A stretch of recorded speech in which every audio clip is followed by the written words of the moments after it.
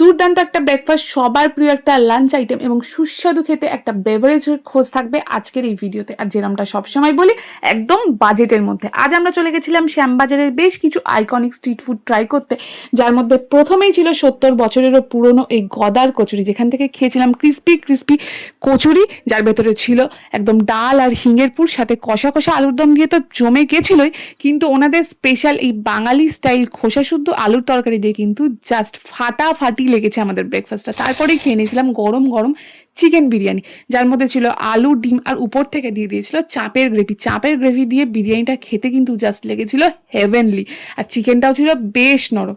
আর তারপর আমরা চলে গেছিলাম এই দোকানটায়, যেখান থেকে আমরা ট্রাই করেছিলাম বাদাম কেসার ঠান্ডাই, আর যেখানে কিন্তু সারা বছর পাওয়া যায় ভাং।